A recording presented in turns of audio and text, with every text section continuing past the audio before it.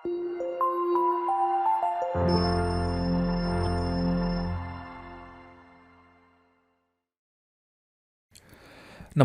ಸ್ನೇಹಿತರೆ, ಅಮೋಘ ವರ್ಷ ಕೋಚಿಂಗ್ ಸೆಂಟರ್ ಯೂಟ್ಯೂಬ್ ಚಾನಲ್ಗೆ ನಿಮಗೆಲ್ಲ ಸ್ವಾಗತ.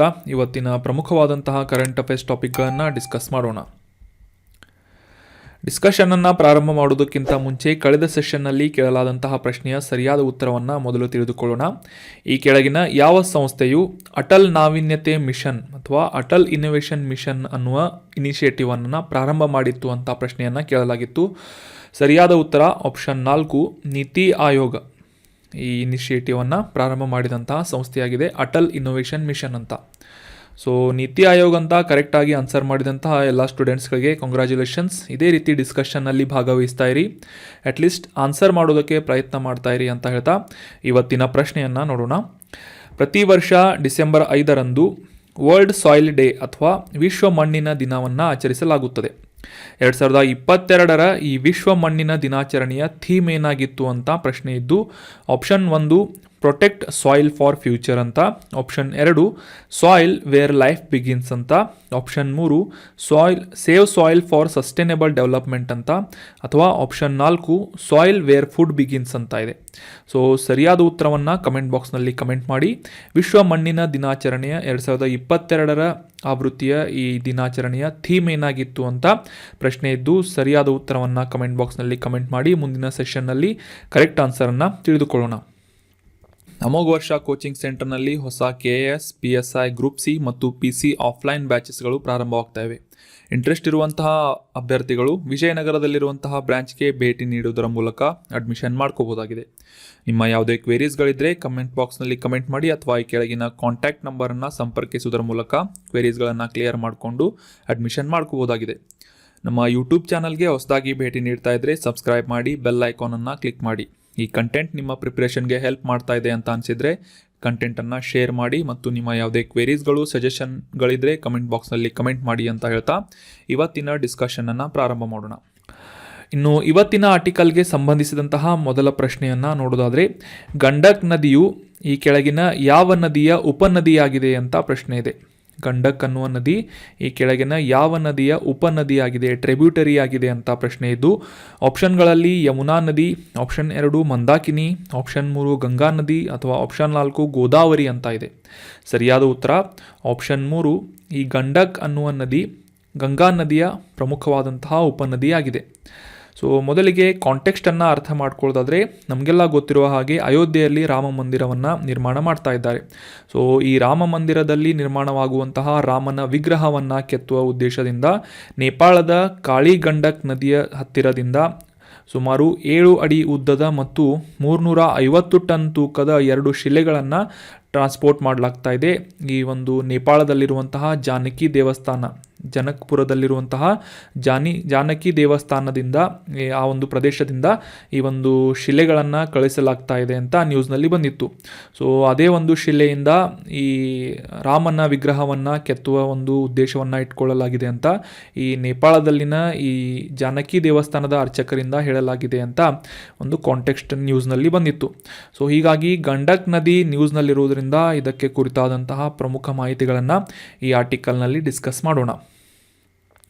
ಈ ಗಂಡಕ್ ನದಿ ನೇಪಾಳ ಮತ್ತು ಭಾರತದಲ್ಲಿ ಹರಿಯುವಂತಹ ಪ್ರಮುಖವಾದಂತಹ ನದಿಯಾಗಿದೆ. ಈ ಗಂಡಕ್ ಅನ್ನುವ ನದಿ ನೇಪಾಳದ ಈ ತ್ರಿಸೂಲಿ ನದಿಯೊಂದಿಗೆ ಸಂಗಮವಾಗುವಂತಹ ಈ ಒಂದು ನದಿ ಮುಂದೆ ಕಾಳಿ ಗಂಡಕಿ ಅನ್ನುವ ಹೆಸರನ್ನು ಪಡೆದುಕೊಳ್ಳುತ್ತೆ. ಕಾಳಿ ಗಂಡಕಿ ಮತ್ತು ನಾರಾಯಣಿ ಎಂಬುವ ಹೆಸರನ್ನು ತೆಗೆದುಕೊಂಡು ಈ ಗಂಡಕ್ ನದಿ ಮುಂದೆ ಹರಿಯುತ್ತದೆ.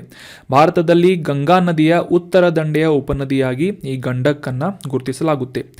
ಈ ಒಂದು ಮ್ಯಾಪ್ ಮೂಲಕ ನಿಮಗೆ ಡೀಟೇಲ್ ಆಗಿ ಅಂಡರ್ಸ್ಟ್ಯಾಂಡ್ ಆಗುತ್ತೆ. ಈ ಒಂದು ಇಮೇಜ್ನಲ್ಲಿ ನೋಡುವ ಪ್ರಕಾರ ಈ ಗಂಗಾ ನದಿ, ಈ ಬ್ಲೂ ಕಲರ್ ಹೈಲೈಟ್ ಮಾಡಲಾದಂತಹ ಒಂದು ಲೈನ್ ಏನಿದೆ, ಇದು ಗಂಗಾ ನದಿಯನ್ನು ಶೋ ಮಾಡುತ್ತೆ. ಸೊ ಗಂಗಾ ನದಿ ಹರಿಯುವ ಒಂದು ಜಲಾನಯನ ಪ್ರದೇಶದಲ್ಲಿ ನೇಪಾಳದಿಂದ ಎಂಟರ್ ಆಗುವಂತಹ ಈ ಕಾಳಿ ಗಂಡಕಿ ನದಿ ಎನ್ನುವ ಈ ಒಂದು ನದಿ ಮುಂದೆ ಬಂದು ಈ ಪಟ್ನಾದ ಮುಂದೆ ಒಂದು ನಗರದಲ್ಲಿ ಅಥವಾ ಪಟ್ನಾದ ಸಮೀಪ ಈ ಒಂದು ಗಂಗಾ ನದಿಯನ್ನು ಸೇರಿಕೊಳ್ಳುವಂತಹ ಒಂದು ಮ್ಯಾಪನ್ನು ನಾವು ಕ್ಲಿಯರ್ ಆಗಿ ಅಂಡರ್ಸ್ಟ್ಯಾಂಡ್ ಮಾಡ್ಕೋಬೋದು ಈ ಇಮೇಜ್ನಲ್ಲಿ. ಸೊ ಗಂಗಾ ನದಿಯ ಪ್ರಮುಖವಾದಂತಹ ಉಪನದಿಗಳಲ್ಲಿ ಗಂಡಕ್ ಅನ್ನುವ ಈ ನದಿ ಕೂಡ ಒಂದಾಗಿದೆ. ಇದು ಉತ್ತರದ ದಂಡೆಯಲ್ಲಿ ಸೇರಿಕೊಳ್ಳುವಂತಹ ಗಂಗಾ ನದಿಯನ್ನು ಪಟ್ನಾದ ಮುಂದೆ ಸೇರಿಕೊಳ್ಳುವಂತಹ ಉಪನದಿಯಾಗಿದೆ. ಇದರ ಹಿಂದುಗಡೆ ಘಾಗ್ರಾ ಅನ್ನುವ ನದಿಯನ್ನು ಕೂಡ ನಾವು ಗುರುತಿಸಬಹುದಾಗಿದೆ. ಸೊ ಈ ಗಂಡಕ್ ನದಿಯ ಮುಖ್ಯ ಉಗಮ ಸ್ಥಾನವನ್ನು ನೋಡೋದಾದರೆ ನೇಪಾಳದ ಗಡಿಯ ಸಮೀಪದ ಟಿಬೇಟ್ನಲ್ಲಿ ಹುಟ್ಟುವಂತಹ ನದಿ ಗಂಡಕ್ ನದಿಯಾಗಿದೆ.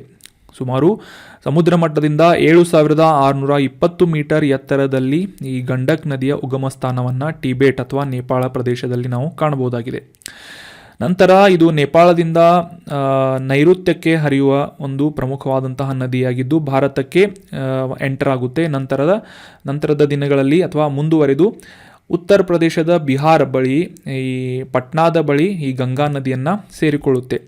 ಇಂಡೋ ಗಂಗಾ ಬಯಲಿನ ಉದ್ದಕ್ಕೂ ಆಗ್ನೇಯಕ್ಕೆ ತಿರುಗುವಂತಹ ನದಿ ಈ ಗಂಡಕ್ ನದಿಯಾಗಿದೆ. So exam point of view important ಇರೋದೇನು ಅಂತಂದರೆ ಈ ಗಂಡಕ್ ನದಿ ಯಾವ ನದಿಯ ಉಪನದಿಯಾಗಿದೆ ಅನ್ನೋದು ಗಂಗಾ ನದಿಯ ಉತ್ತರ ದಂಡೆಯ ಒಂದು ಉಪನದಿ ಗಂಡಕ್ ನದಿಯಾಗಿದೆ. ಮತ್ತು ಇದು ಉಗಮವಾಗುತ್ತದೆ ಎಲ್ಲಿ ಅಂತ ಏನಾದರೂ ಕೇಳಿದರೆ ನೇಪಾಳದಲ್ಲಿ, ಭಾರತದಲ್ಲಿ ಅಲ್ಲ, ನೇಪಾಳದಲ್ಲಿ ಹುಟ್ಟಿಕೊಂಡು ನಂತರ ಇದು ಭಾರತದತ್ತ ಹರಿಯುತ್ತದೆ.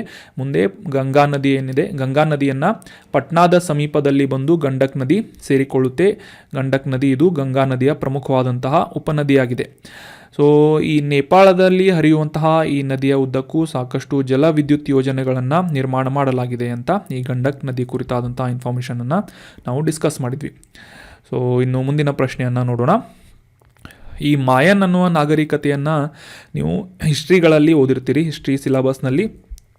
ಸೊ ಈ ಮಾಯನ್ ನಾಗರಿಕತೆ ಹುಟ್ಟಿದ್ದು ಎಲ್ಲಿ ಅಥವಾ ಈ ಒಂದು ನಾಗರಿಕತೆಗೆ ಸಂಬಂಧಿಸಿದಂತಹ ಜನ ವಾಸಿಸುತ್ತಿದ್ದು ಎಲ್ಲಿ ಅಂತ ಪ್ರಶ್ನೆ ಇದ್ದು, ಆಪ್ಷನ್ಗಳಲ್ಲಿ ಆ್ಯಂಡೀಸ್ ಪರ್ವತಗಳಿಂದ ಈ ದಕ್ಷಿಣ ಅಮೇರಿಕಾ ಪ್ರದೇಶದಲ್ಲಿ ಮಾಯನ್ ನಾಗರಿಕತೆ ಬೆಳೆದಿತ್ತು ಅಂತ ಆಪ್ಷನ್ ಇದೆ. ಆಪ್ಷನ್ 2 ಈ ಟೆಕ್ಸಾಕೋ ಅನ್ನುವ ದ್ವೀಪಗಳ ಸುತ್ತ ಮಾಯನ್ ನಾಗರಿಕತೆ ಪ್ರಬುದ್ಧತೆಯನ್ನು ಪಡೆದಿತ್ತು ಅಂತ ಇದೆ. ಆಪ್ಷನ್ 3 ಯುಕಾಟಾನ್ ಅನ್ನುವ ಪರ್ಯಾಯ ದ್ವೀಪದ ಸುತ್ತ ಈ ಮಾಯನ್ ನಾಗರಿಕತೆ ಬೆಳೆದಿತ್ತು ಅಂತ. ಆಪ್ಷನ್ 4 ಮೆಕ್ಸಿಕೋದ ಕೇಂದ್ರ ಕಣಿವೆಯಲ್ಲಿ ಮಾಯನ್ ನಾಗರಿಕತೆ ಬೆಳೆದಿತ್ತು ಅಂತ ಇದೆ. ಸೊ ಸರಿಯಾದ ಉತ್ತರ ಆಪ್ಷನ್ 3 ಈ ಯುಕಾಟಾನ್ ಅನ್ನುವ ಪರ್ಯಾಯ ದ್ವೀಪದ ಪ್ರದೇಶದಲ್ಲಿ ಈ ಮಾಯನ್ ನಾಗರಿಕತೆ ಪ್ರಬುದ್ಧತೆಯನ್ನು ಪಡೆದಿತ್ತು. So option 3 is right answer. So ಈ ಮಾಯನ್ ನಾಗರಿಕತೆ ನ್ಯೂಸ್ನಲ್ಲಿ ಯಾಕೆ ಇತ್ತು ಅಂತ ಕರೆಕ್ಟಾಗಿ ಅಂಡರ್ಸ್ಟ್ಯಾಂಡ್ ಮಾಡ್ಕೊಳ್ಳೋದಾದರೆ, ಈ ಸೆಂಟ್ರಲ್ ಅಮೇರಿಕಾ ಪ್ರದೇಶದಲ್ಲಿ ಅಂದರೆ ಮಧ್ಯ ಅಮೇರಿಕಾದ ಪ್ರದೇಶದಲ್ಲಿ ಗ್ವಾಟೆಮಾಲಾ ಅನ್ನುವ ದೇಶ ಬರುತ್ತದೆ. ಆ ಒಂದು ಪ್ರದೇಶದಲ್ಲಿ ಅಂದರೆ ಉತ್ತರ ಗ್ವಾಟೆಮಾಲಯದಲ್ಲಿ ಈ ಗಾಳಿಯಿಂದ ಸಮೀಕ್ಷೆಯನ್ನು ಮಾಡುವಂತಹ ಸಂದರ್ಭದಲ್ಲಿ ಮಾಯನ್ ನಾಗರಿಕತೆಗೆ ಸಂಬಂಧಿಸಿದಂತಹ ಕೆಲವೊಂದಿಷ್ಟು ಅವಶೇಷಗಳನ್ನು, ಆ ಮಾಯನ್ ನಾಗರಿಕತೆಗೆ ಸಂಬಂಧಪಟ್ಟಂತಹ ಪಟ್ಟಣದ ಅವಶೇಷಗಳನ್ನು ಸಂಶೋಧಕರಿಂದ ಕಂಡುಹಿಡಿಯಲಾಗಿದೆ ಅಂತ ರೀಸೆಂಟಾಗಿ ನ್ಯೂಸ್ನಲ್ಲಿ ಬಂದಿತ್ತು. ಸೊ ಹೀಗಾಗಿ ಈ ಮಾಯನ್ ನಾಗರಿಕತೆಗೆ ಸಂಬಂಧಿಸಿದಂತಹ ಪ್ರಮುಖವಾದಂತಹ ಅಂಶಗಳನ್ನು ಈ ಆರ್ಟಿಕಲ್ನಲ್ಲಿ ಡಿಸ್ಕಸ್ ಮಾಡೋಣ. ಸೊ ಮುಖ್ಯವಾಗಿ ಈ ಮೆಸೋ ಅಮೇರಿಕಾದ ನಾಗರಿಕತೆಗಳಲ್ಲಿ ಹೆಚ್ಚು ಪ್ರಸಿದ್ಧಿಯನ್ನು ಪಡೆದಂತಹ ನಾಗರಿಕತೆ ಈ ಮಾಯನ್ ನಾಗರಿಕತೆ ಇದೆ. ಸೊ ಸಾಮಾನ್ಯವಾಗಿ ಈ ಒಂದು ಸಂಶೋಧಕರಿಂದ ಬಂದಂತಹ ಮಾಹಿತಿಯ ಪ್ರಕಾರ ಕ್ರಿಸ್ತಪೂರ್ವ 2600ನೇ ವರ್ಷದಿಂದ ಬೆಳೆದು ಬಂದಂತಹ ನಾಗರಿಕತೆ ಮಾಯನ್ ನಾಗರಿಕತೆ ಆಗಿದೆ. ಅದರಲ್ಲೂ ಕೂಡ ಈ ಯುಕಾಟಾನ್ ಪರ್ಯಾಯ ದ್ವೀಪದಲ್ಲಿ ಅಥವಾ ಯುಕಾಟಾನ್ ಪೆನಿನ್ಸುಲಾದಲ್ಲಿ ಹುಟ್ಟಿಕೊಂಡಂತಹ ನಾಗರಿಕತೆ ಮಾಯನ್ ನಾಗರಿಕತೆ ಇದೆ.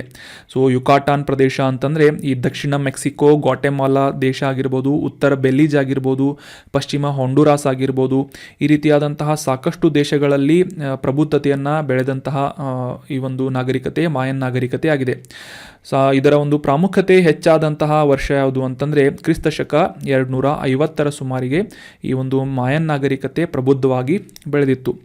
ಸೊ ಹಿಂದಿನ ಈ ಒಂದು ನಾಗರಿಕತೆಯ ಆನುವಂಶಿಕಗಳು ಅಂದರೆ ಈ ಮಾಯನ್ ನಾಗರಿಕತೆಗೆ ಸಂಬಂಧಿಸಿದಂತಹ ಪ್ರಮುಖ ವಿಶೇಷತೆಗಳನ್ನು ತಿಳ್ಕೊಳ್ಳೋದಾದರೆ, ಈ ಹಿಂದಿನ ನಾಗರಿಕತೆಗಳ ಆನುವಂಶಿಕ ಆವಿಷ್ಕಾರಗಳನ್ನು ಮಾಡುವುದಾಗಿರ್ಬೋದು ಮತ್ತು ಈ ಕಲ್ಪನೆಗಳ ಮೇಲೆ ನಿರ್ಮಿಸಿದಂತಹ ಖಗೋಳಶಾಸ್ತ್ರದ ಮಾಹಿತಿಗಳನ್ನು ರೆಕಾರ್ಡ್ ಮಾಡುವುದಾಗಿರ್ಬೋದು ಮತ್ತು ಕ್ಯಾಲೆಂಡರ್ ವ್ಯವಸ್ಥೆಯನ್ನು ಹೊಂದಿದಂತಹ ನಾಗರಿಕತೆ ಮಾಯನ್ ನಾಗರಿಕತೆ ಆಗಿದೆ. ಅಷ್ಟೇ ಅಲ್ಲದೆ ಚಿತ್ರಲಿಪಿ ಬರವಣಿಗೆಯನ್ನು ಕೂಡ ಅಭಿವೃದ್ಧಿಪಡಿಸಿದಂತಹ ಶ್ರೇಯ ಈ ಮಾಯನ್ ನಾಗರಿಕತೆಗೆ ಹೋಗುತ್ತದೆ. ಈ ನಾಗರಿಕತೆಯ ಸಂದರ್ಭದಲ್ಲಿ ಪಿರಾಮಿಡ್ಗಳ ಮೇಲೆ ನಿರ್ಮಿಸಲಾದಂತಹ ದೇವಾಲಯಗಳು ಅಂದರೆ ದೇವಾಲಯಗಳನ್ನು ಹೊಂದಿದಂತಹ ಪಿರಾಮಿಡ್ಗಳಾಗಿರ್ಬೋದು, ಅರಮನೆಗಳಾಗಿರ್ಬೋದು, ವೀಕ್ಷಣಾಲಯಗಳ ಅಂದರೆ ಆಲ್ರೆಡಿ ಡಿಸ್ಕಸ್ ಮಾಡಿದ ಹಾಗೆ ಈ ಖಗೋಳಶಾಸ್ತ್ರಕ್ಕೆ ಸಂಬಂಧಿಸಿದಂತಹ ಕೆಲವೊಂದಿಷ್ಟು ವೀಕ್ಷಣೆಗಳನ್ನು ಅಬ್ಸರ್ವೇಷನನ್ನು ಮಾಡುವುದಕ್ಕಾಗಿ ವೀಕ್ಷಣಾಲಯಗಳನ್ನು ಕೂಡ ನಿರ್ಮಾಣ ಮಾಡಲಾಗಿತ್ತು ಮತ್ತು ವಿದ್ಯುಕ್ತವಾಗಿ ಹೆಚ್ಚು ಪ್ರಬುದ್ಧವಾದಂತಹ ಒಂದು ವಾಸ್ತುಶೈಲಿಯ ಶಿಲ್ಪಕಲೆಗಳನ್ನು ನಿರ್ಮಾಣ ಮಾಡಿದಂತಹ ಒಂದು ನಾಗರಿಕತೆ ಮಾಯನ್ ನಾಗರಿಕತೆ ಆಗಿದೆ. ಸೊ ಇಲ್ಲಿ ಇನ್ನೊಂದು ವಿಶೇಷವಾದಂತಹ ಗಮನಿಸಬಹುದಾದಂತಹ ಮಾಹಿತಿ ಏನು ಅಂತಂದರೆ, ಲೋಹದ ಉಪಕರಣಗಳ ಸಹಾಯವಿಲ್ಲದೆ ಈ ಮಾಯನ್ ನಾಗರಿಕತೆ ಒಂದು ವಾಸ್ತುಶೈಲಿಗಳನ್ನು ಅಥವಾ ಕಲಾಕೃತಿಗಳನ್ನು ನಿರ್ಮಾಣ ಮಾಡಿತ್ತು. ಇನ್ನು ಈ ಒಂದು ಮಾಯನ್ ನಾಗರಿಕತೆಯಲ್ಲಿ ಪ್ರಮುಖವಾಗಿ ಕಂಡುಬರುವಂತಹ ಒಂದು ವ್ಯವಸಾಯದ ಪದ್ಧತಿ ಏನಿದೆ ಸಾಕಷ್ಟು ಪ್ರಬುದ್ಧತೆಯನ್ನು ಪಡೆದಿತ್ತು. ಹೀಗಾಗಿ ಆ ಒಂದು ಸಮಯದಲ್ಲಿ ನುರಿತ ರೈತರನ್ನು ನಾಗರಿಕತೆಯ ಜನರಲ್ಲಿ ನಾವು ಕಾಣಬಹುದಾಗಿದ್ದು, ಉಷ್ಣವಲಯದ ಮಳೆಕಾಡಿನ ದೊಡ್ಡ ಭಾಗಗಳನ್ನು ತೆರವುಗೊಳಿಸಿ ವ್ಯವಸಾಯವನ್ನು ಮಾಡಲಾಗುತ್ತಿತ್ತು. ಅಂತರ್ಜಲದ ಕೊರತೆ ಇರುವಂತಹ ಪ್ರದೇಶಗಳಲ್ಲಿ ಈ ಮಳೆ ನೀರಿನ ಸಂಗ್ರಹದ ಉದ್ದೇಶಕ್ಕಾಗಿ ಭೂಗತ ಜಲಾಶಯಗಳನ್ನು ಕೂಡ ನಿರ್ಮಾಣ ಮಾಡಿದಂತಹ ಒಂದು ಶ್ರೇಯ ಈ ಮಾಯನ್ ನಾಗರಿಕತೆಗೆ ಹೋಗುತ್ತೆ. ಸೊ ನಂತರ ಈ ಮಾಯನ್ ಕಾಡುಗಳಲ್ಲಿ ಅಂಜೂರದ ಮರಗಳ ಒಳತೊಗಟೆಯಿಂದ ಕಾಗದವನ್ನು ತಯಾರು ಮಾಡಿ ಆ ಕಾಗದವನ್ನು ಪುಸ್ತಕಗಳ ರೀತಿಯಾಗಿ ನಿರ್ಮಾಣ ಮಾಡಿ ಅವುಗಳ ಮೇಲೆ ಚಿತ್ರಲಿಪಿಗಳನ್ನು ಬರೆಯಲಾಗುತ್ತಿತ್ತು. ಸೊ ಇವುಗಳನ್ನು ಅವರು ಕೋಡ್ಸ್ ಅಂತ ಕರಿತಾ ಇದ್ರು. ನಂತರ ಸುಮಾರು ಕ್ರಿಸ್ತಶಕ 900ನೇ ಶತಮಾನದ ಅವಧಿಗೆ ಈ ಒಂದು ಮಾಯನ್ ನಾಗರಿಕತೆ ಅವನತಿಯನ್ನು ಹೊಂದಿತು ಅಂತ ರೆಕಾರ್ಡ್ಸ್ಗಳಲ್ಲಿ ಹೇಳಲಾಗಿದೆ. So that was about short information of Mayan ನಾಗರಿಕತೆ. ಇನ್ನು ಈ ಆರ್ಟಿಕಲ್ನಲ್ಲಿ ಡಿಸ್ಕಸ್ ಮಾಡಲಾದಂತಹ ಯುಕಾಟಾನ್ ಅನ್ನುವ ಪೆನಿನ್ಸುಲಾ ಅಥವಾ ಪರ್ಯಾಯ ದ್ವೀಪ ಅಂದರೆ ಈ ಮಾಯನ್ ನಾಗರಿಕತೆ ಹೆಚ್ಚಾಗಿ ಪ್ರಬುದ್ಧತೆಯನ್ನು ಪಡೆದಂತಹ ಬೆಳೆದು ಬಂದಂತಹ ಪ್ರದೇಶವಾದಂತಹ ಯುಕಾಟಾನ್ ಪೆನಿನ್ಸುಲಾ ಅಂದರೆ ಏನು ಅಂತ ತಿಳ್ಕೊಳ್ಳೋದಾದರೆ, ಮೆಕ್ಸಿಕೋದ ಆಗ್ನೇಯ ಪ್ರಕ್ಷೇಪಣ ಪ್ರದೇಶವಾದಂತಹ ಮತ್ತು ಅಟ್ಲಾಂಟಿಕ್ ಸಾಗರದವರೆಗೆ ವಿಸ್ತರಿಸಿದಂತಹ ಪ್ರದೇಶವನ್ನು ಯುಕಾಟಾನ್ ಪೆನಿನ್ಸುಲಾ ಅಥವಾ ಯುಕಾಟಾನ್ ಪರ್ಯಾಯ ದ್ವೀಪ ಅಂತ ಗುರುತಿಸಲಾಗುತ್ತೆ. ಇದು ಮುಖ್ಯವಾಗಿ ಉತ್ತರ ಮತ್ತು ಪಶ್ಚಿಮಕ್ಕೆ ಗಲ್ಫ್ ಆಫ್ ಮೆಕ್ಸಿಕೋ ಮತ್ತು ಪೂರ್ವಕ್ಕೆ ಕೆರಿಬಿಯನ್ ಸಮುದ್ರವನ್ನು ಪ್ರತ್ಯೇಕಿಸುವಂತಹ ಪ್ರದೇಶದಲ್ಲಿ ಈ ಮಾಯನ್ ನಾಗರಿಕತೆ ಬೆಳೆದಂತಹ ಯುಕಾಟಾನ್ ಪೆನಿನ್ಸುಲಾವನ್ನು ಗುರುತಿಸಬಹುದಾಗಿದೆ. ಸೊ ಈ ಇಮೇಜ್ನಲ್ಲಿ ನೋಡಬಹುದಾದಂತಹ ಈ ಒಂದು ಮ್ಯಾಪ್ನಲ್ಲಿ ಉತ್ತರ ಅಮೆರಿಕಾ ಖಂಡದ ದಕ್ಷಿಣ ಭಾಗದಲ್ಲಿ ಮೆಕ್ಸಿಕೋ ಪ್ರದೇಶ ಮತ್ತು ಈ ಒಂದು ಗಲ್ಫ್ ಆಫ್ ಮೆಕ್ಸಿಕೋ, ಅಟ್ಲಾಂಟಿಕ್ ಸಾಗರ, ಈ ಒಂದು ಮ್ಯಾಪ್ನಲ್ಲಿ ಬಂದಂತಹ ಅಟ್ಲಾಂಟಿಕ್ ಸಾಗರ, ನಂತರ ಈ ಗಲ್ಫ್ ಆಫ್ ಮೆಕ್ಸಿಕೋ, ಈ ಇಮೇಜ್ನಲ್ಲಿ ತೋರಿಸಲಾದಂತಹ ಗಲ್ಫ್ ಆಫ್ ಮೆಕ್ಸಿಕೋವನ್ನು ಬೇರ್ಪಡಿಸುವಂತಹ ಕೆರಿಬಿಯನ್ ಸಮುದ್ರದಿಂದ, ಈ ಒಂದು ಇಮೇಜ್ನಲ್ಲಿ ಇಲ್ಲಿ ಕೆರಿಬಿಯನ್ ಸಮುದ್ರ ಬರುತ್ತೆ. ಸೊ ಇವುಗಳನ್ನು ಬೇರ್ಪಡಿಸುವಂತಹ ಪ್ರದೇಶಗಳಲ್ಲಿ ಈ ಒಂದು ಯುಕಾಟಾನ್ ಪೆನಿನ್ಸುಲಾ ವಿಸ್ತರಿಸುವುದನ್ನು ನಾವು ಕಾಣಬಹುದಾಗಿದೆ. ಸೊ ಕಂಪ್ಲೀಟಾಗಿ ಈ ಒಂದು ಪ್ರದೇಶದ ಸುತ್ತಲೂ ಕೂಡ ಈ ಮಾಯನ್ ನಾಗರಿಕತೆ ಸಾಕಷ್ಟು ಬೆಳವಣಿಗೆಯನ್ನು ಕಂಡಿತ್ತು ಅಂತ ನಾವು ನೋಡಬಹುದಾಗಿದೆ. ಸೊ ಯುಕಾಟಾನ್ ಪೆನಿನ್ಸುಲಾದಲ್ಲಿ ಬೆಳವಣಿಗೆಯನ್ನು ಅಥವಾ ಅಭಿವೃದ್ಧಿಯನ್ನು ಹೊಂದಿದಂತಹ ನಾಗರಿಕತೆ ಮಾಯನ್ ನಾಗರಿಕತೆ ಆಗಿದೆ. ಸೊ ಎಕ್ಸಾಕ್ಟಾಗಿ ದೇಶಗಳನ್ನು ಏನಾದರೂ ಮೆನ್ಷನ್ ಮಾಡಿದರೆ ಮೆಕ್ಸಿಕೋ ಮಾಡ್ಬೋದು ಅಥವಾ ಈ ಅಟ್ಲಾಂಟಿಕ್ ಸಾಗರದ ಪಶ್ಚಿಮ ಭಾಗವನ್ನು ಕನ್ಸಿಡರ್ ಮಾಡ್ಬೋದಾಗಿದೆ. ಸೊ ಯುಕಾಟಾನ್ ಪೆನಿನ್ಸುಲಾ ನೆನ್ಪಿಟ್ಕೊಳ್ಳಿ. ಇನ್ನು ಮುಂದಿನ ಪ್ರಶ್ನೆಯನ್ನು ನೋಡೋದಾದರೆ, ಈ ಕೆಳಗಿನ ಯಾವ ಸಂಸ್ಥೆಯು ರಾಷ್ಟ್ರೀಯ ಕಲ್ಲಿದ್ದಲು ಸೂಚ್ಯಂಕವನ್ನು ಪ್ರಕಟಿಸುತ್ತದೆ ಅಂತ ಪ್ರಶ್ನೆ ಇದೆ. ಇಂಡೆಕ್ಸ್ಗಳ ಬಗ್ಗೆ ಸಾಕಷ್ಟು ಎಕ್ಸಾಮ್ಗಳಲ್ಲಿ ಪ್ರಶ್ನೆಗಳನ್ನು ಕೇಳ್ತಾ ಇರ್ತಾರೆ. ನ್ಯಾಷನಲ್ ಕೋಲ್ ಇಂಡೆಕ್ಸ್ ಅಂತ ಇದನ್ನು ಗುರುತಿಸಲಾಗುತ್ತೆ, NCI, ರಾಷ್ಟ್ರೀಯ ಕಲ್ಲಿದ್ದಲು ಸೂಚ್ಯಂಕ. ಇದನ್ನು ಪಬ್ಲಿಷ್ ಮಾಡುವಂತಹ ಸಂಸ್ಥೆ ಯಾವುದು ಅಂತ ಗುರುತಿಸಬೇಕಾಗಿದ್ದು, ಆಪ್ಷನ್ಗಳಲ್ಲಿ ಕಲ್ಲಿದ್ದಲು ಸಚಿವಾಲಯ, ಕೋಲ್ ministry, option 2 NITI Aayog, option 3 ರಾಷ್ಟ್ರೀಯ ಸಂಖ್ಯಾಶಾಸ್ತ್ರೀಯ ಸಂಸ್ಥೆ ಅಥವಾ ನ್ಯಾಷನಲ್ ಸ್ಟ್ಯಾಟಿಸ್ಟಿಕಲ್ ಆರ್ಗನೈಸೇಷನ್ NSO, ಅಥವಾ option 4 Indian statistical institute of Kolkata. So ಸರಿಯಾದ ಉತ್ತರ ಈ ರಾಷ್ಟ್ರೀಯ ಕಲ್ಲಿದ್ದಲು ಸೂಚ್ಯಂಕವನ್ನು ಪಬ್ಲಿಷ್ ಮಾಡುವಂತಹ ಸಂಸ್ಥೆ ಆಪ್ಷನ್ 4 ಕೋಲ್ಕತ್ತಾದ ಇಂಡಿಯನ್ ಸ್ಟ್ಯಾಟಿಸ್ಟಿಕಲ್ ಇನ್ಸ್ಟಿಟ್ಯೂಟ್. ಸೊ ಸರಿಯಾದ ಉತ್ತರ ಆಪ್ಷನ್ 4. ರೀಸೆಂಟಾಗಿ ಈ ರಾಷ್ಟ್ರೀಯ ಕಲ್ಲಿದ್ದಲು ಸೂಚ್ಯಂಕ ಯಾಕೆ ನ್ಯೂಸ್ನಲ್ಲಿತ್ತು ಅಂತ ಕರೆಕ್ಟಾಗಿ ಅಂಡರ್ಸ್ಟ್ಯಾಂಡ್ ಮಾಡ್ಕೊಳ್ಳೋದಾದರೆ, ಈ ಕಲ್ಲಿದ್ದಲಿನ ಸಚಿವಾಲಯದಿಂದ, ಕೋಲ್ ಮಿನಿಸ್ಟ್ರಿಯಿಂದ ಈ ಹರಾಜು ಪ್ರಕ್ರಿಯೆಯನ್ನು ಮಾಡಲಾಗ್ತಾ ಇದೆ. ಕಲ್ಲಿದ್ದಲು ನಿಕ್ಷೇಪಗಳು ಇರುವಂತಹ ಈ ಬ್ಲಾಕ್ಗಳನ್ನು ಹರಾಜು ಮಾಡಲಾಗ್ತಾ ಇದ್ದು, ಪ್ರೈವೇಟೈಸೇಷನ್ ಮಾಡುವಂತಹ ಉದ್ದೇಶದಿಂದ ಪ್ರೈವೇಟ್ ಕಂಪನಿಗಳಿಗೆ ಈ ಒಂದು ಕಲ್ಲಿದ್ದಲು ನಿಕ್ಷೇಪಗಳನ್ನು ಹರಾಜು ಮಾಡುವಂತಹ ಪ್ರಕ್ರಿಯೆ ನಡೀತಾ ಇದೆ. ಈ ಒಂದು ಪ್ರಕ್ರಿಯೆಗೆ ಬಿಡ್ ಮಾಡುವಂತಹ ಅವಧಿಯನ್ನು ವಿಸ್ತರಣೆ ಮಾಡಲಾಗಿದ್ದು ಜನವರಿ 30 30ರವರೆಗೆ ಈ ಒಂದು ಕಲ್ಲಿದ್ದಲಿನ ನಿಕ್ಷೇಪಗಳನ್ನು ಕಾಂಟ್ರಾಕ್ಟ್ ತೆಗೆದುಕೊಳ್ಳುವುದಕ್ಕೆ ಇಂಟ್ರೆಸ್ಟ್ ಇರುವಂತಹ ಕಂಪನಿಗಳು ಜನವರಿ 30ರವರೆಗೆ ಬಿಡ್ ಮಾಡಬಹುದಾದಂಥ ಅವಕಾಶವನ್ನು ಮಾಡಿಕೊಡ್ತಾ ಇದೆ. ಅಷ್ಟೇ ಅಲ್ಲದೆ ಈ ಒಂದು ಸಚಿವಾಲಯದಿಂದ ಬ್ಯಾಂಕ್ಗಳಿಂದ ಕಂಪನಿಗಳಿಗೆ ನೀಡಲಾಗುವಂತಹ ಈ ಪರ್ಫಾರ್ಮೆನ್ಸ್ ಬ್ಯಾಂಕ್ ಗ್ಯಾರಂಟಿ ಈ ಒಂದು ಕಂಡೀಷನ್ಗಳಲ್ಲಿ ಸಾಕಷ್ಟು ಸಡಿಲಿಕೆಗಳನ್ನು ಕೂಡ ಮಾಡಲಾಗಿದೆ ಅಂತ ನ್ಯೂಸ್ನಲ್ಲಿ ಬಂದಿತ್ತು. ಸೊ ಅದೇ ರೀತಿಯಾಗಿ ಈ ಒಂದು ಪರ್ಫಾರ್ಮೆನ್ಸ್ ಬ್ಯಾಂಕ್ ಗ್ಯಾರಂಟಿ ಅಂದರೆ ಏನು ಮತ್ತು ಯಾವ ರೀತಿಯಾಗಿ ಕಲ್ಲಿದ್ದಲಿನ ಸಚಿವಾಲಯದಿಂದ ಈ ಒಂದು ಕಾಂಟ್ರಾಕ್ಟನ್ನು ಅಥವಾ ಹರಾಜನ್ನು ಆಕ್ಷನನ್ನು ಮಾಡಲಾಗುತ್ತೆ ಅಂತ ತಿಳ್ಕೋಣ. ಸದ್ಯಕ್ಕೆ ಈ ಕಲ್ಲಿದ್ದಲು ಸಚಿವಾಲಯದಿಂದ 2023 ವರ್ಷದಲ್ಲಿ 141 ಕಲ್ಲಿದ್ದಲಿನ ಗಣಿಗಳ ನಿಕ್ಷೇಪಗಳನ್ನು 6ನೇ ಸುತ್ತಿನ ಈ ಕಮರ್ಷಿಯಲ್ ಕೋಲ್ ಆಕ್ಷನನ್ನು ಮಾಡಲಾಗ್ತಾ ಇದೆ. ಸೊ ಆ ಒಂದು ಸಂದರ್ಭದಲ್ಲಿ ಈ ಕಲ್ಲಿದ್ದಲು ಸೂಚ್ಯಂಕವನ್ನು ರಾಷ್ಟ್ರೀಯ ಕಲ್ಲಿದ್ದಲು ಸೂಚ್ಯಂಕವನ್ನು ಪರಿಗಣಿಸಿ ಅದರಲ್ಲಿ ಮೆನ್ಷನ್ ಮಾಡಲಾಗುವಂತಹ ಈ ಕಾರ್ಯಕ್ಷಮತೆ ಬ್ಯಾಂಕ್ ಗ್ಯಾರಂಟಿ ಅಥವಾ ಪರ್ಫಾರ್ಮೆನ್ಸ್ ಬ್ಯಾಂಕ್ ಗ್ಯಾರಂಟಿಯನ್ನು ಕನ್ಸಿಡರ್ ಮಾಡಿ ಅವುಗಳ ಆಧಾರದ ಮೇಲೆ ಕಂಪನಿಗಳಿಗೆ ಆಕ್ಷನ್ ಮಾಡಲು ಅನುಕೂಲವನ್ನು ಮಾಡಿಕೊಡುವಂತಹ ಒಂದು ಪದ್ಧತಿಯನ್ನು ಅಥವಾ ವ್ಯವಸ್ಥೆಯನ್ನು ಮಾಡಲಾಗ್ತಾ ಇದೆ. ಸೊ ಈ ಪರ್ಫಾರ್ಮೆನ್ಸ್ ಬ್ಯಾಂಕ್ ಗ್ಯಾರಂಟಿ ಅಂದರೆ ಏನು ಅಂತ ತಿಳ್ಕೊಳ್ಳೋದಾದರೆ, ಸಪೋಸ್ ಈಗ ಯಾವುದೇ ಒಂದು ಕಂಪನಿ ಒಂದು ಗಣಿ ನಿಕ್ಷೇಪವನ್ನು ಪಡೆದುಕೊಂಡು ಅದರ ಒಂದು ಗಣಿಗಾರಿಕೆಯನ್ನು ನಡೆಸುತ್ತೆ. ಸೊ ಅದೇ ರೀತಿಯಾಗಿ ಗ್ರಾಹಕರಿಗೆ ಯಾವ ರೀತಿಯಾಗಿ ಆ ಒಂದು ಪ್ರಾಡಕ್ಟ್ಗಳನ್ನು ಅಥವಾ ಆ ಒಂದು ಉತ್ಪನ್ನವನ್ನು ಸಪ್ಲೈ ಮಾಡ್ತಾ ಇದೆ ಅಥವಾ ಪೂರೈಕೆ ಮಾಡ್ತಾ ಇದೆ ಅನ್ನುವ ಒಂದು ಪರ್ಫಾರ್ಮೆನ್ಸನ್ನು ಈ ಬ್ಯಾಂಕ್ಗಳಿಂದ ಗುರುತಿಸಲಾಗುತ್ತೆ. ಅದೇ ರೀತಿಯಾಗಿ ಈ ಕಾರ್ಯಕ್ಷಮತೆ ಬ್ಯಾಂಕ್ ಗ್ಯಾರಂಟಿ ಅಥವಾ ಪರ್ಫಾರ್ಮೆನ್ಸ್ ಬ್ಯಾಂಕ್ ಗ್ಯಾರಂಟಿಯನ್ನು ರೆಕಾರ್ಡ್ ಮಾಡಲಾಗುತ್ತೆ. ಸೊ ಆ ಒಂದು ಪರ್ಫಾರ್ಮೆನ್ಸ್ ಬ್ಯಾಂಕ್ ಗ್ಯಾರಂಟಿಯ ಆಧಾರದ ಮೇಲೆ ಈ ಆಕ್ಷನನ್ನು ನಿರ್ವಹಿಸಲಾಗುವುದು ಅಂತ ಕಲ್ಲಿದ್ದಲು ಸಚಿವಾಲಯದಿಂದ ಹೇಳಿಕೆಯನ್ನು ನೀಡಲಾಗಿದೆ. ಸದ್ಯಕ್ಕೆ ಆ ಒಂದು ಪಿ ಬಿ ಜಿ ಅಥವಾ ಪರ್ಫಾರ್ಮೆನ್ಸ್ ಬ್ಯಾಂಕ್ ಗ್ಯಾರಂಟಿಯಲ್ಲಿ ಕೆಲವೊಂದಿಷ್ಟು ಕನ್ಸೆಷನ್ಗಳನ್ನು ನೀಡಲಾಗ್ತಾ ಇದೆ ಅಂತ ಕೂಡ ಕಲ್ಲಿದ್ದಲು ಸಚಿವಾಲಯದಿಂದ ಹೇಳಲಾಗಿದೆ. So exam point of view important ಇರೋದೇನು ಅಂತಂದರೆ, ನ್ಯಾಷನಲ್ ಕೋಲ್ ಇಂಡೆಕ್ಸ್ ಈ ಒಂದು ಸೂಚ್ಯಂಕವನ್ನು ಪಬ್ಲಿಷ್ ಮಾಡುವಂತಹ ಸಂಸ್ಥೆ ಯಾವುದು ಅಂತ ಆಲ್ರೆಡಿ ಪ್ರಶ್ನೆಯಲ್ಲೇ ಡಿಸ್ಕಸ್ ಮಾಡಿದ ಹಾಗೆ ಭಾರತೀಯ ಅಂಕಿ ಅಂಶಗಳ ಸಂಸ್ಥೆ ಕೋಲ್ಕತ್ತಾದಲ್ಲಿರುವಂತಹ ಈ ಭಾರತೀಯ ಅಂಕಿ ಅಂಶಗಳ ಸಂಸ್ಥೆಯಿಂದ ರಾಷ್ಟ್ರೀಯ ಕಲ್ಲಿದ್ದಲು ಸೂಚ್ಯಂಕವನ್ನು ಪಬ್ಲಿಷ್ ಮಾಡಲಾಗುತ್ತೆ. ಮುಖ್ಯವಾಗಿ ಈ ಕಲ್ಲಿದ್ದಲಿನ ಬೆಲೆ ಮಟ್ಟದಲ್ಲಿರುವಂತಹ ಬದಲಾವಣೆಯನ್ನು ರಿಫ್ಲೆಕ್ಟ್ ಮಾಡುವಂತಹ ಉದ್ದೇಶವನ್ನು ಇಟ್ಕೊಂಡು ಈ ಒಂದು ಸೂಚ್ಯಂಕವನ್ನು ಪಬ್ಲಿಷ್ ಮಾಡಲಾಗುತ್ತೆ ಭಾರತೀಯ ಅಂಕಿಅಂಶ ಸಂಸ್ಥೆಯಿಂದ. 2024 ಜೂನ್ನಿಂದ ಮೊದಲ ಬಾರಿಗೆ ಈ ಒಂದು ಸೂಚ್ಯಂಕವನ್ನು ಪಬ್ಲಿಷ್ ಮಾಡಲಾಗ್ತಾ ಇದ್ದು, ಮಾರುಕಟ್ಟೆ ಬೆಲೆಯನ್ನು ನಿಜವಾಗಿ ಪ್ರತಿಬಿಂಬಿಸುವಂತಹ ಅಂತಂದರೆ ಈ ಒಂದು ಕಲ್ಲಿದ್ದಲಿನ ಮಾರುಕಟ್ಟೆ ಅಂದರೆ ಮಾರ್ಕೆಟ್ನಲ್ಲಿರುವಂತಹ ಎಕ್ಸಾಕ್ಟ್ ಬೆಲೆಯನ್ನು ರಿಫ್ಲೆಕ್ಟ್ ಮಾಡುವಂತಹ ಉದ್ದೇಶದಿಂದ ಈ ಒಂದು ಸೂಚ್ಯಂಕವನ್ನು ಪಬ್ಲಿಷ್ ಮಾಡಲಾಗ್ತಾ ಇದೆ. ಇದಕ್ಕೆ ರೆಫರೆನ್ಸ್ ಆಗಿ ಆರ್ಥಿಕ ವರ್ಷ 2017-18 ಈ ಒಂದು ವರ್ಷವನ್ನು ರೆಫರೆನ್ಸ್ ಆಗಿ ಇಟ್ಕೊಂಡು ನಿರ್ದಿಷ್ಟ ತಿಂಗಳಿನಲ್ಲಿ ಯಾವ ರೀತಿಯಾಗಿ ಕಲ್ಲಿದ್ದಲಿನ ಬೆಲೆ ಮಟ್ಟ ಬದಲಾವಣೆ ಆಗ್ತಾ ಇದೆ ಅಂತ ರೆಕಾರ್ಡ್ ಮಾಡಿಕೊಂಡು ಈ ಒಂದು ಸೂಚ್ಯಂಕವನ್ನು ಪ್ರಕಟಿಸಲಾಗುತ್ತದೆ. ಮುಖ್ಯವಾಗಿ ಈ ಒಂದು ಪ್ರಾತಿನಿಧಿಕವಾದಂತಹ ಬೆಲೆಗಳನ್ನು ಈ ಇಂಡೆಕ್ಸ್ನ ಮೂಲಕ ಜನರಿಗೆ ಅಥವಾ ಆ ಒಂದು ಕಂಪನಿಗಳಿಗೆ ಅಂಡರ್ಸ್ಟ್ಯಾಂಡ್ ಮಾಡ್ಕೊಳ್ಳುವಂತಹ ಉದ್ದೇಶವನ್ನು ಇಟ್ಕೊಂಡು ಈ ಒಂದು ಸೂಚ್ಯಂಕವನ್ನು ಪಬ್ಲಿಷ್ ಮಾಡಲಾಗುತ್ತದೆ. ಸೊ ನೆನ್ಪಿಟ್ಕೊಳ್ಳಿ, ಭಾರತೀಯ ಅಂಕಿಅಂಶಗಳ ಸಂಸ್ಥೆ ಅಥವಾ ನ್ಯಾಷನಲ್ ಸ್ಟ್ಯಾಟಿಸ್ಟಿಕಲ್ ಇನ್ಸ್ಟಿಟ್ಯೂಟ್ ಕೋಲ್ಕತ್ತಾದಲ್ಲಿ ಲೊಕೇಟ್ ಆಗಿದೆ ಇದು.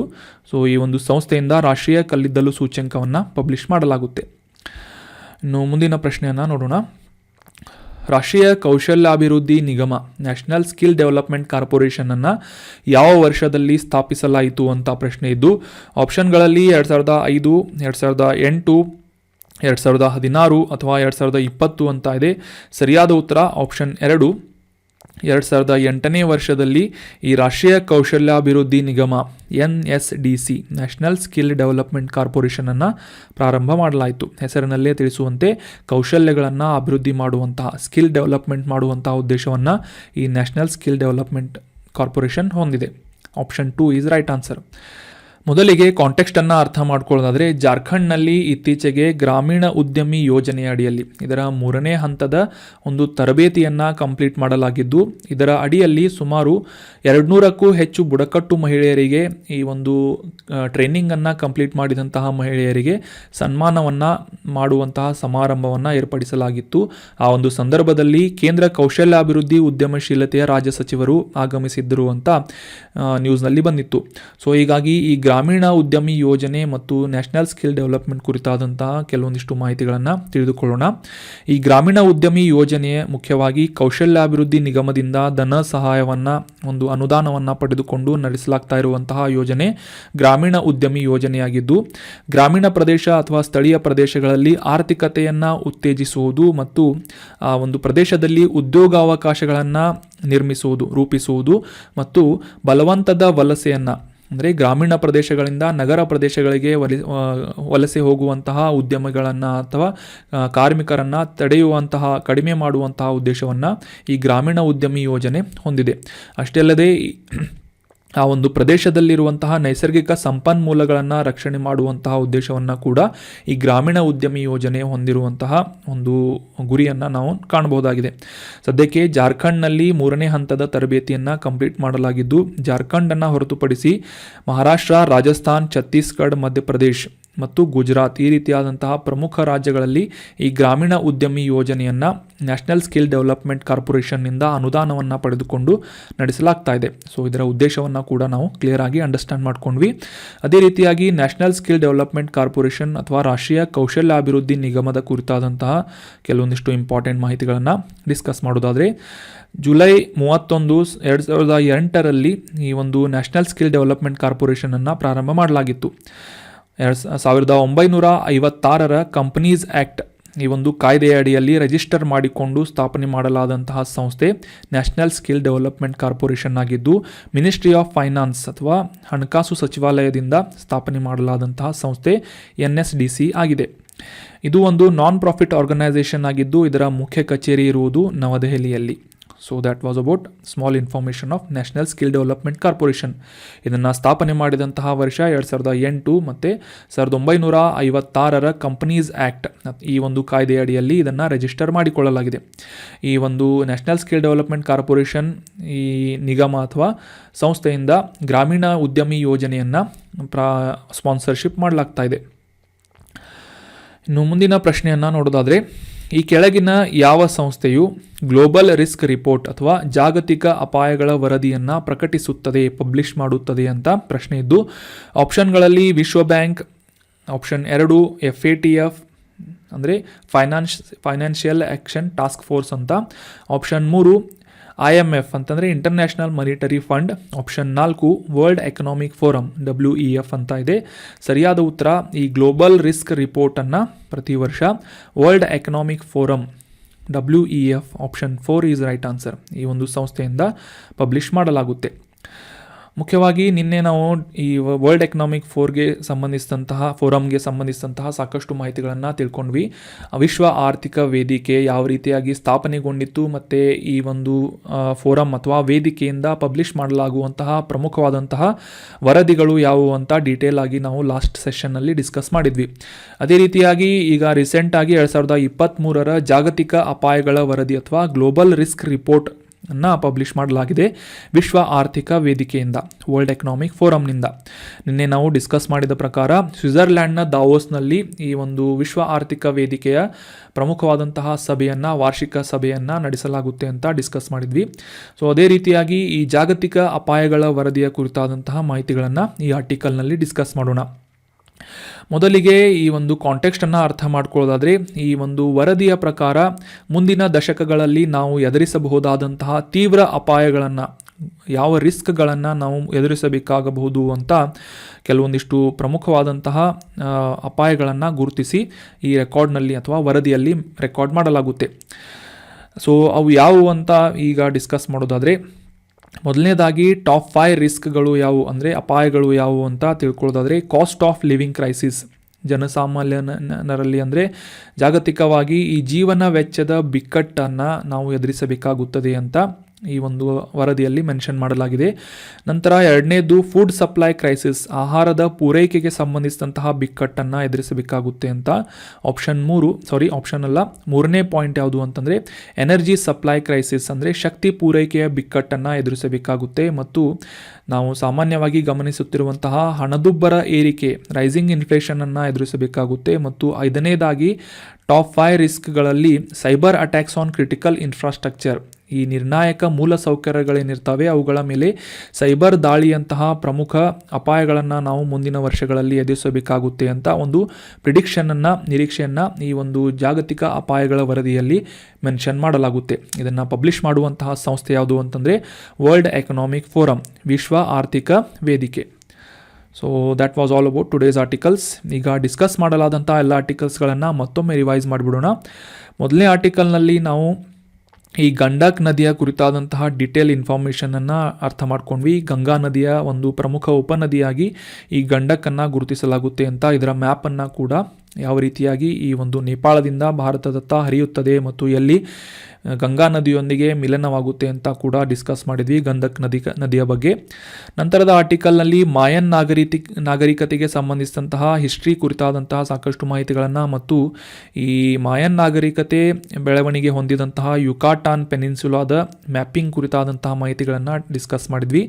ನಂತರದ ಆರ್ಟಿಕಲ್ನಲ್ಲಿ ರಾಷ್ಟ್ರೀಯ ಕಲ್ಲಿದ್ದಲು ಸೂಚ್ಯಂಕ ನ್ಯಾಷನಲ್ ಕೋಲ್ ಇಂಡೆಕ್ಸ್ ಬಗ್ಗೆ ಡೀಟೇಲ್ ಆಗಿ ಅರ್ಥ ಮಾಡ್ಕೊಂಡ್ವಿ. ನಂತರ ಈ ಗ್ರಾಮೀಣ ಉದ್ಯಮಿ ಯೋಜನೆಯನ್ನು ನ್ಯಾಷನಲ್ ಸ್ಕಿಲ್ ಡೆವಲಪ್ಮೆಂಟ್ ಕಾರ್ಪೊರೇಷನ್ನಿಂದ ಪ್ರಾರಂಭ ಮಾಡಲಾಗಿದೆ, ಅನುದಾನವನ್ನು ನೀಡಲಾಗ್ತಾ ಇದೆ ಅಂತ ಡಿಸ್ಕಸ್ ಮಾಡಿದ್ವಿ. ಯಾವ ರೀತಿಯಾಗಿ ಈ ಗ್ರಾಮೀಣ ಆರ್ಥಿಕತೆಯನ್ನು ಉತ್ತೇಜಿಸುವಂತಹ ನಿಟ್ಟಿನಲ್ಲಿ ಈ ಒಂದು ಗ್ರಾಮೀಣ ಉದ್ಯಮಿ ಯೋಜನೆ ಕೆಲಸ ಮಾಡ್ತಾ ಇದೆ ಅಂತ ಕೂಡ ತಿಳ್ಕೊಂಡ್ವಿ. ನಂತರದ ಆರ್ಟಿಕಲ್ನಲ್ಲಿ ಈ ಗ್ಲೋಬಲ್ ರಿಸ್ಕ್ ರಿಪೋರ್ಟ್ ಅಥವಾ ಜಾಗತಿಕ ಅಪಾಯಗಳ ವರದಿಯನ್ನು 2023 ವರದಿಯನ್ನು ವಿಶ್ವ ಆರ್ಥಿಕ ವೇದಿಕೆಯಿಂದ ಪಬ್ಲಿಷ್ ಮಾಡಲಾಗಿದೆ. ಜಾಗತಿಕವಾಗಿ ಮುಂದೆ ಬರುವಂತಹ ವರ್ಷಗಳಲ್ಲಿ ಯಾವ 5 ಪ್ರಮುಖ ಅಪಾಯಗಳನ್ನು ಜಗತ್ತು ಎದುರಿಸಬೇಕಾಗುತ್ತದೆ ಅಂತ ಡಿಸ್ಕಸ್ ಮಾಡಿದ್ವಿ. Cost of living crisis, food supply crisis, energy supply crisis, rising inflation, cyber attacks on critical infrastructure ಅಂತ ಈ 5 ಪ್ರಮುಖ ಅಪಾಯಗಳನ್ನು ಕೂಡ ನಾವು ಡಿಸ್ಕಸ್ ಮಾಡಿದ್ವಿ. ಈ ಪಾಯಿಂಟ್ಸ್ಗಳನ್ನು ನೋಟ್ ಮಾಡಿ ಇಟ್ಕೊಳ್ಳಿ. ಮುಂದಿನ ವರ್ಷಗಳಲ್ಲಿ ಮುಂದಿನ ಸಮಯದಲ್ಲಿ ಎಕ್ಸಾಮ್ಗಳಲ್ಲಿ ಎಸ್ಸೆಗಳಲ್ಲಿ ಬಂದರೆ ಈ ಒಂದು ಜಾಗತಿಕ ಅಪಾಯಗಳ ವರದಿಯನ್ನು ಮತ್ತು ವರ್ಲ್ಡ್ ಎಕನಾಮಿಕ್ ಫೋರಮ್ನಿಂದ ಬಿಡುಗಡೆ ಮಾಡಲಾಗುವಂತಹ ಈ ಒಂದು ಗ್ಲೋಬಲ್ ರಿಸ್ಕ್ ರಿಪೋರ್ಟ್ ಬಗ್ಗೆ ಮೆನ್ಷನ್ ಮಾಡಿ. So that was all about today's articles. Thank you so much for joining the discussion. ಈ ಕಂಟೆಂಟನ್ನು ನಿಮ್ಮ ಎಲ್ಲ ಫ್ರೆಂಡ್ಸ್ಗಳ ಜೊತೆ ಶೇರ್ ಮಾಡಿ ಅಂತ ಹೇಳ್ತಾ thank you so much. Have a nice day.